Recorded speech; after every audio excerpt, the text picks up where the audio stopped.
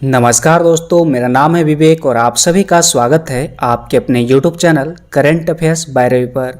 तो इस वीडियो में जनरल अवेयरनेस से most important and selected 50 questions को कवर करने वाले हैं, जो कि आपके एग्जाम के लिए काफ़ी ज़्यादा यूज़फुल रहने वाले हैं।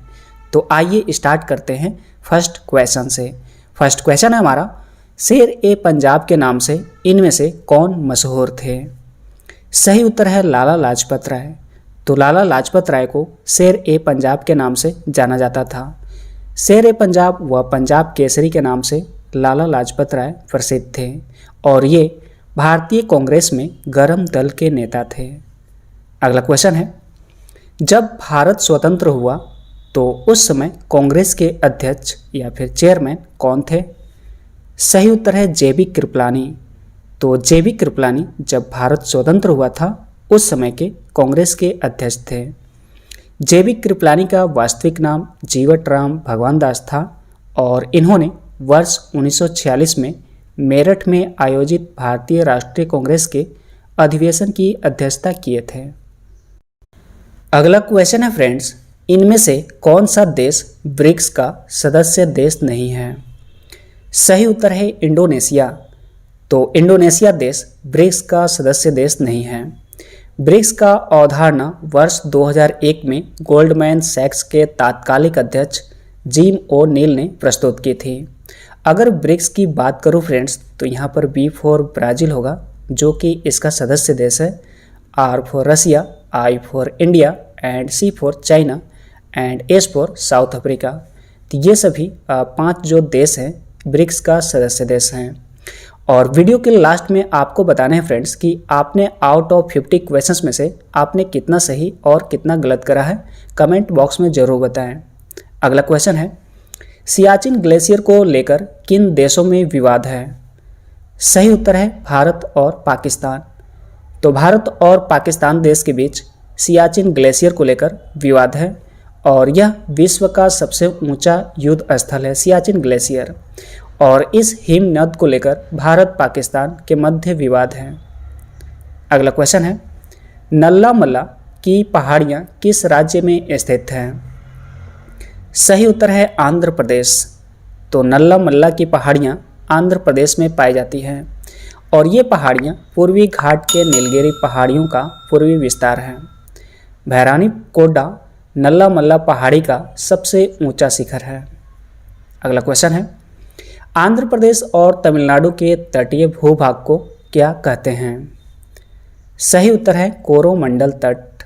तो आंध्र प्रदेश और तमिलनाडु के तटीय भूभाग को कोरोमंडल तट के नाम से जाना जाता है और इस सघन तटीय क्षेत्र के 3 उप विभाग किए जा सकते हैं, जिसमें पहला उप विभाग है उत्कल का मैदान, सेकेंड है आंध्र तटीय मैदान और थर्ड है तमिलनाडु का मैदान। अगला क्वेश्चन है, अराकानयोमा हिमालय का पूर्वी विस्तार है, तो बताने हैं कि यह कहाँ पर स्थित है? सही उत्तर है म्यांमार में। तो अराकानयोमा हिमालय का जो कि पूर्वी विस्तार है यह म्यांमार में स्थित है। यह पश्चिमी म्यांमार के रखाइन तटवर्ती राज्य और इरावदी नदी बेसिन के मध्य स्थित है और इसलिए इसे रखाइन पर्वत श्रेणी के नाम से जाना जाता है।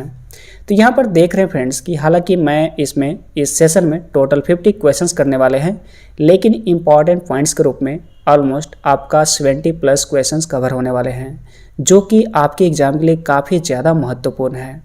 तो अगर ये वीडियो, अगर हमारा प्रयास, अगर हमारी मेहनत आपको पसंद आ रही हो तो वीडियो को लाइक करें और कमेंट करके फीडबैक में ज़रूर बताएँ कि ये वीडियो आपको कैसी लग रही है, क्योंकि जो आपके कमेंट होते हैं फ्रेंड्स हमें मोटिवेट करते हैं आपके समझ और भी अच्छे सेशन प्रस्तुत करने की।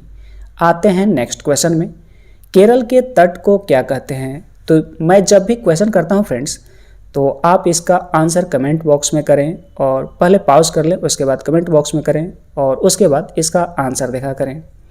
तो इसका सही उत्तर होगा मालाबार तट। तो केरल के तट को मालाबार तट के नाम से जाना जाता है। ऐतिहासिक रूप से प्रसिद्ध यह तट अपने मसालों के व्यापार के लिए जाना जाता है। अगला क्वेश्चन है, निम्नलिखित में से कौन अक्साई चीन का भाग है? अक्साई चीन का पार्ट है। सही उत्तर है लद्दाख का पठार। तो अक्साई चीन का जो भाग है वह लद्दाख का पठार है और भारत, चीन एवं पाकिस्तान की सीमाओं के सम्मिलन स्थल पर अक्साई चीन अवस्थित है। अगला क्वेश्चन है, भारत की जलवायु पर निम्नलिखित में से किसका प्रभाव नहीं पड़ता है? सही उत्तर है गल्फ स्ट्रीम धारा।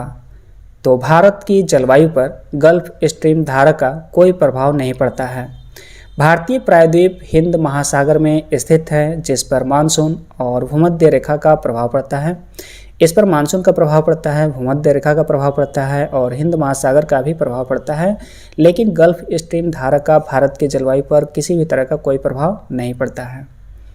अगला क्वेश्चन है, हरेली त्यौहार किस राज्य के द्वारा मनाया जाता है? सही उत्तर है छत्तीसगढ़।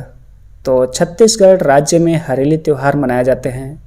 चूँकि यहाँ पर त्यौहार की बात करी गई है तो और भी महोत्सव या फिर त्यौहार के बारे में जान लेते हैं, इम्पॉर्टेंट जो है। तो गुड़ महोत्सव उत्तर प्रदेश राज्य में मनाया जाता है और हेरात त्यौहार जम्मू कश्मीर राज्य में मनाया जाता है। ये जो क्वेश्चन है फ्रेंड्स काफ़ी ज़्यादा इम्पॉर्टेंट है। अगला क्वेश्चन है, डंकन पैसेज निम्नलिखित में से किसके मध्य स्थित है? सही उत्तर है दक्षिणी व लिटिल अंडमान। तो दक्षिणी व लिटिल अंडमान के मध्य डंकन पैसेज स्थित है। हिंद महासागर में स्थित डंकन पैसेज एक जल डमरू मध्य है। अगला क्वेश्चन है, हमारे सौर मंडल का सबसे चमकीला ग्रह कौन सा है? सही उत्तर है शुक्र यानी कि वीनस। तो हमारे सौर मंडल का सबसे चमकीला ग्रह शुक्र है और शुक्र पृथ्वी के समीप स्थित ग्रह है। पृथ्वी के समीप शुक्र है और पृथ्वी की बहन भी इसे बोला जाता है और इसे सुबह का तारा भी कहा जाता है। अगला क्वेश्चन है, सिंधु घाटी सभ्यता का कौन सा स्थान अभी वर्तमान में भारत में स्थित है? सही उत्तर है लोथल, जो कि गुजरात राज्य में स्थित है, जबकि हड़प्पा और मोहनजोदड़ो यह भारत देश में स्थित नहीं है बल्कि यह पाकिस्तान देश में स्थित है अभी वर्तमान में। अगला क्वेश्चन है, अलसी किस पोषक तत्व का प्रचुर स्रोत है? यानी कि अलसी में कौन से, इसमें जो भी ऑप्शन दिए हैं कौन सा तत्व पाए जाते हैं? तो इसका राइट आंसर होगा ओमेगा 3 वसीय अम्ल। तो अलसी में ओमेगा 3 वसीय अम्ल पाए जाते हैं। अलसी रक्त नलिकाओं में वसा के जमाव को रोकने में सक्षम होता है तथा संबंधी रोगों की संभावनाओं को कम करता है। अगला क्वेश्चन है, नोबेल पुरस्कार किस देश के द्वारा दिए जाते हैं? आपको बता दूं फ्रेंड्स कि इस सेशन में जो भी क्वेश्चंस लिए गए हैं सभी काफ़ी ज़्यादा महत्वपूर्ण हैं, क्योंकि जो भी क्वेश्चंस लिया गया है ये सभी विभिन्न एग्जाम में पूछा गया है। या तो ये एसएससी एग्जाम में पूछा गया है, या फिर आरआरबी के एग्ज़ाम में, आरआरबी रेलवे के एग्ज़ाम में, या फिर पीसीएस एग्ज़ाम में ये सभी क्वेश्चन पूछे गए हैं। तो सभी क्वेश्चन मोस्ट इंपॉर्टेंट हैं, तो इस सेशन को जरूर पूरा देखें। तो क्वेश्चन है, नोबेल पुरस्कार किस देश के द्वारा दिए जाते हैं? तो इसका राइट आंसर होगा स्वीडन। स्वीडन के द्वारा नोबेल पुरस्कार दिए जाते हैं। स्वीडन के वैज्ञानिक अल्फ्रेड नोबेल की याद में वर्ष 1901 में शुरू किया गया। यह शांति, साहित्य, टोटल 6 क्षेत्रों में दिया जाता है। तो नंबर 1 पर है शांति, सेकेंड पर है साहित्य, थर्ड पोजीशन पर है भौतिकी, फोर्थ पर रसायन, फिफ्थ पर चिकित्सा विज्ञान और अर्थशास्त्र के क्षेत्र में विश्व का यह सर्वोच्च पुरस्कार है। अगला क्वेश्चन है, चोल काल में सोने के सिक्के क्या कहलाते थे? सही उत्तर है कुलंजो। तो चोल काल में सोने के सिक्के कुलंजो के नाम से जाना जाता था। नेक्स्ट क्वेश्चन है, पांड्य साम्राज्य की राजधानी कहाँ थी? पांड्य साम्राज्य की राजधानी कहाँ थी? सही उत्तर है मदुरै, जो कि तमिलनाडु राज्य में स्थित है और यहाँ पर पांड्य साम्राज्य की राजधानी थी। पांड्य राजवंश का प्रारंभिक उल्लेख पाणिनि की अष्टाध्यायी में मिलता है। अष्टाध्याय जो कि पाणिनि के द्वारा लिखा गया है और इसमें पांड्य राजवंश का प्रारंभिक उल्लेख मिलते हैं। नेक्स्ट क्वेश्चन है, राष्ट्रकूट साम्राज्य का संस्थापक कौन था? सही उत्तर है दंती दुर्ग। तो दंती दुर्ग राष्ट्रकूट साम्राज्य का संस्थापक था और राष्ट्रकूट वंश की स्थापना 736 ईस्वी में दंती दुर्ग ने की थी। अगला क्वेश्चन है, निम्न राजवंशों में से किसने श्रीलंका एवं दक्षिण पूर्व एशिया को जीता था? सही उत्तर है चोल राजाओं ने। तो चोल राजाओं ने श्रीलंका और दक्षिण पूर्व एशिया को जीता था। नेक्स्ट क्वेश्चन है, विरूपाक्ष मंदिर का निर्माण किसने किया था? तो विरूपाक्ष मंदिर का निर्माण चालुक्य वंश के द्वारा किया गया था। विरूपाक्ष मंदिर ओडिशा के कंधमाल जिला के चकवाड़ा में स्थित है। अगला क्वेश्चन है फ्रेंड्स, इनमें से कौन जल में आसानी से घुलनशील हैं? आप ऑप्शन को ध्यान से देखें और आंसर बताने की कोशिश करें। क्या कार्बन जो है कि जल में आसानी से घुल जाएगा, या फिर आयोडीन, या फिर अमोनिया जिसे NH3 के नाम से जाना जाता है, NH3 इसका फार्मूला है, और नाइट्रोजन, क्या इनमें से आपको बताना है कि कौन सा आसानी से घुल जाते हैं? सही उत्तर है अमोनिया, और अमोनिया जो है जल में आसानी से घुल जाते हैं इन तीनों की अपेक्षा, कार्बन, आयोडीन और नाइट्रोजन की अपेक्षा, क्योंकि अमोनिया जो है सरलतापूर्वक जल के साथ हाइड्रोजन बॉन्ड बना लेता है और यही कारण है कि यह जल में आसानी से घुल जाता है। अगला क्वेश्चन है, निम्नलिखित में से कौन सा शहर चोल राजाओं की राजधानी थी? सही उत्तर है तंजौर। तो तंजौर शहर चोल राजाओं की राजधानी था और यह तमिलनाडु राज्य में स्थित है। यह तंजौर तमिलनाडु राज्य में स्थित है। अगला क्वेश्चन है, चोल काल में राज्य की स्वामित्व वाली भूमि को क्या कहते थे या फिर क्या कहलाती थी? सही उत्तर है प्रभु मान्यम। तो चोल काल में राज्य की स्वामित्व वाली भूमि को प्रभु मान्यम के नाम से जाना जाता था। अगला क्वेश्चन है फ्रेंड्स, महाभारत का फारसी में अनुवाद किसने किया था? सही उत्तर है बदायूनी। तो बदायूनी ने महाभारत का फारसी में अनुवाद किया था। अकबर के आदेश से महाभारत के विभिन्न भागों का फारसी में रज्मनामा नाम से अनुवाद अब्दुल कादिर बदायूनी ने किया था। अगला क्वेश्चन है फ्रेंड्स, होयसल वंश की राजधानी का नाम क्या है? राइट आंसर है द्वार समुद्र। तो होयसल वंश की राजधानी का नाम द्वार समुद्र था। द्वार समुद्र आधुनिक हेलवेट का प्राचीन नाम था और यह होयसल वंश की राजाओं की राजधानी था जो वर्तमान कर्नाटक क्षेत्र पर शासन करते थे। अगला क्वेश्चन है, महाबलीपुरम जो कि एक मुख्य नगर है वह कला में किन शासकों की रुचि को दर्शाता है? राइट आंसर है पल्लवों की। तो जो महाबलीपुरम है फ्रेंड्स वह एक मुख्य नगर है और वह कला में पल्लव शासकों की रुचि को दर्शाता है। अगला क्वेश्चन है, विश्व नदी दिवस वर्ल्ड रिवर्स डे कब मनाया जाता है? सही उत्तर है 26 सितंबर। तो विश्व नदी दिवस प्रतिवर्ष 26 सितंबर को मनाया जाता है और 2021 का थीम है हमारे समुदायों में जलमार्ग, waterways in our communities. अगला क्वेश्चन है, यादव सम्राटों की राजधानी कहाँ थी? सही उत्तर है देवगिरी। तो यादव सम्राटों की राजधानी देवगिरी थी और देवगिरी औरंगाबाद जिला महाराष्ट्र राज्य में स्थित है। अगला क्वेश्चन है, कपास का प्रमुख घटक क्या है? तो कपास का प्रमुख घटक सेलुलोज होते हैं और इसमें सेलुलोज की 91 से 94% मात्रा होती है और इसमें जल लगभग 6 से 8% तथा सूक्ष्म मात्रा में वसा, प्रोटीन, खनिज लवण इत्यादि पाए जाते हैं। अगला क्वेश्चन है, धूमकेतु किसके चारों ओर चक्कर लगाते हैं? धूमकेतु यानी कि कॉमेट किसके चारों ओर चक्कर लगाते हैं? सही उत्तर है सूर्य। तो धूमकेतु सूर्य के चारों ओर चक्कर लगाते हैं। धूमकेतु जिसे पुच्छल तारा भी कहा जाता है, ये वे खगोलीय पिंड हैं जिसका निर्माण धूल, बर्फ और हिमयुक्त गैसों से निर्मित पिंड से होते हैं और ये सूर्य से दूर ठंडे व अंधेरे क्षेत्र में पाए जाते हैं।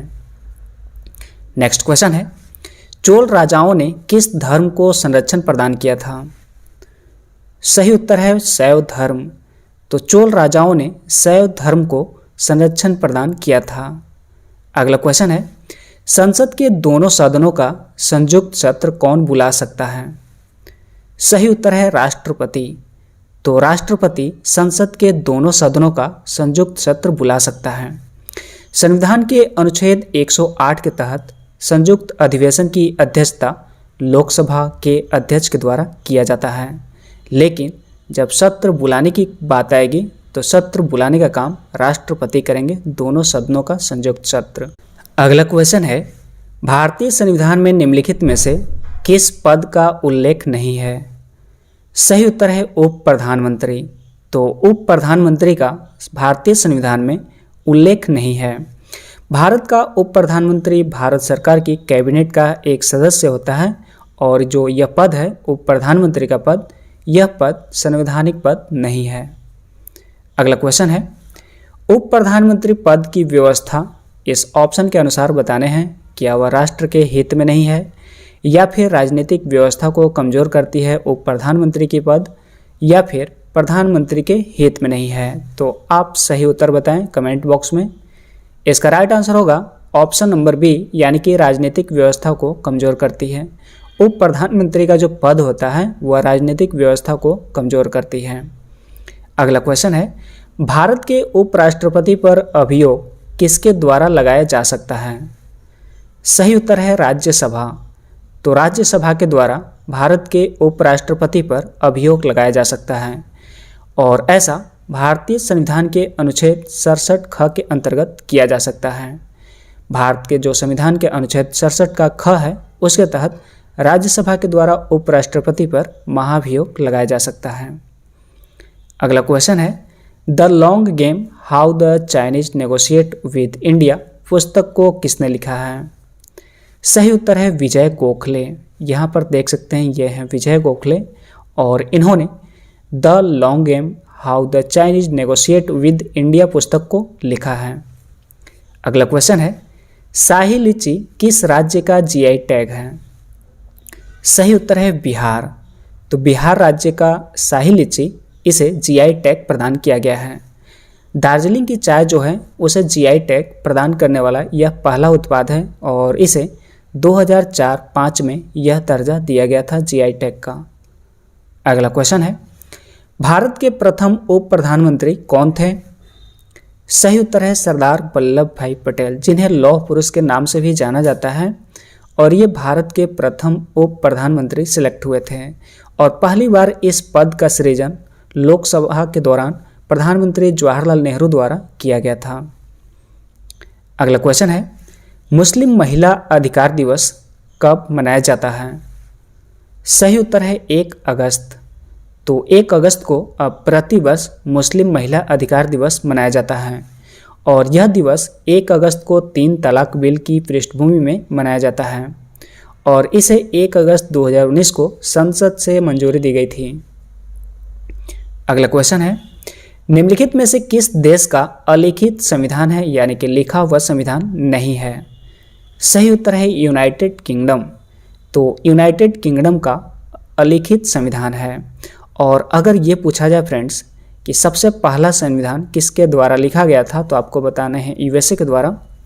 और अगर ये पूछा जाए कि सबसे विशाल संविधान किस देश का है, तो आपको बताने हैं भारत देश का। और यहाँ पर यानी कि यूनाइटेड किंगडम में, यूके में संसदीय परंपराओं के आधार पर शासन होते हैं। अगला क्वेश्चन है, किस प्रधानमंत्री के कार्यकाल के दौरान 2 उप प्रधानमंत्री एक साथ नियुक्त हुए थे? सही उत्तर है मोरारजी देसाई। तो मोरारजी देसाई के कार्यकाल के दौरान 2 उप प्रधानमंत्री बने हुए थे। 1977 में सत्ता में आई मोरारजी देसाई के सरकार में 2 उप प्रधानमंत्री, एक थे चौधरी चरण सिंह और दूसरे जगजीवन राम बनाए गए थे। अगला क्वेश्चन है, my life in full work family and our future पुस्तक को किसने लिखा है? सही उत्तर है इंदिरा नूई। तो इंदिरा नूई के द्वारा my life in full work family and our future पुस्तक को लिखा गया है। अगला क्वेश्चन है, अजंता के चित्र क्या चित्रित करते हैं? अजंता के चित्र आपको बताने हैं कि इसमें से किस बात का संकेत करते हैं। क्या वह महाभारत का संकेत करता है, या फिर रासलीला, या फिर जातक कथा, या फिर राष्ट्रकूट की कहानियाँ? सही उत्तर है जातक कथाएं। तो जातक कथाएं का चित्रण अजंता की गुफाओं में करा गया है। अजंता की गुफा को सन 1983 में यूनेस्को द्वारा विश्व विरासत स्थल की सूची में शामिल किया गया था। अगला क्वेश्चन है, बृहदेश्वर मंदिर का निर्माण किस प्रकार की सामग्री से हुआ है? सही उत्तर है ग्रेनाइट। तो ग्रेनाइट सामग्री से बृहदेश्वर मंदिर का निर्माण किया गया है और यह मंदिर यानी कि बृहदेश्वर मंदिर भगवान शिव को समर्पित है और इसका निर्माण चोल शासक राजराजा प्रथम ने करवाया था। अगला क्वेश्चन है, विश्व रेंजर दिवस कब या फिर किस दिन मनाया जाता है? सही उत्तर है 31 जुलाई। तो 31 जुलाई को प्रतिवर्ष विश्व रेंजर दिवस मनाया जाता है। हर साल 31 जुलाई को ड्यूटी के दौरान मारे गए या फिर घायल हुए रेंजर की याद में और सांस्कृतिक विरासत की रक्षा के लिए यह दिवस मनाया जाता है। अगला क्वेश्चन है, भारत में राष्ट्रपति ने अब तक कितनी बार राष्ट्रीय आपातकाल यानी कि नेशनल इमरजेंसी की घोषणा की है? सही उत्तर है 3 बार। तो भारत में राष्ट्रपति के द्वारा अब तक 3 बार राष्ट्रीय आपातकाल की घोषणा किया जा चुका है। तो यहाँ पर जान लेते हैं कि वे कौन कौन से वर्ष थे। तो सबसे पहला जो आपातकालीन लागू किया गया था भारत के राष्ट्रपति के द्वारा 1962 ईस्वी में, भारत चीन युद्ध उस समय हो रहे थे। और सेकेंड बार 1971 में जब भारत और पाकिस्तान का युद्ध हो रहा था। और तीसरा बार 1975 में जब आंतरिक अशांति के आधार पर राष्ट्रपति ने आपातकाल लगाया था, राष्ट्रीय आपातकाल। अगला क्वेश्चन है, राष्ट्रपति की सेवानिवृत्ति आयु क्या है, यानी कि कब वो रिटायरमेंट लेंगे राष्ट्रपति? सही उत्तर है कोई भी सीमा नहीं है, संविधान में ऐसा कहीं भी वर्णन नहीं है इनका लास्ट उम्र के बारे में। हालांकि नियुक्ति के बारे में वर्णन है जो कि 35 वर्ष है। राष्ट्रपति की नियुक्ति 35 वर्ष के बाद ही करी जा सकती है। और जो सेवानिवृत्ति की आयु है इसका संविधान में कोई भी वर्णन नहीं किया गया है। अगला क्वेश्चन है, the three Khans and the emergence of new India नामक पुस्तक किसने लिखी है? सही उत्तर है कावेरी बमजाई। तो कावेरी बमजाई के द्वारा the three Khans and the emergence of new India नामक पुस्तक लिखा गया है। अगला क्वेश्चन है फ्रेंड्स एंड लास्ट क्वेश्चन है, कौन सा बहुलक यानी कि पॉलीमर बुलेट प्रूफ जैकेट बनाने में उपयोग किया जाता है? सही उत्तर है पॉलीएमाइड। तो पॉलीएमाइड बहुलक का या फिर पॉलीमर का बुलेट प्रूफ जैकेट बनाने में उपयोग किया जाता है। और पॉलीएमाइड जो कि बहुलक है और यह एक सिंथेटिक फाइबर है और इसका सामान्य नाम केवलार है। उम्मीद करता हूँ फ्रेंड्स कि ये वीडियो आपको पसंद आई होगी। तो वीडियो को लाइक करें एंड कमेंट करके फीडबैक में ज़रूर बताएं कि ये वीडियो आपको कैसी लगी। और आपको ये बताना है कि आपने आउट ऑफ 50 क्वेश्चंस में से कितना सही और कितना गलत करा है, ज़रूर कमेंट बॉक्स में बताएं। तो मिलते हैं नेक्स्ट वीडियो में। Thanks for watching and wish you all the best.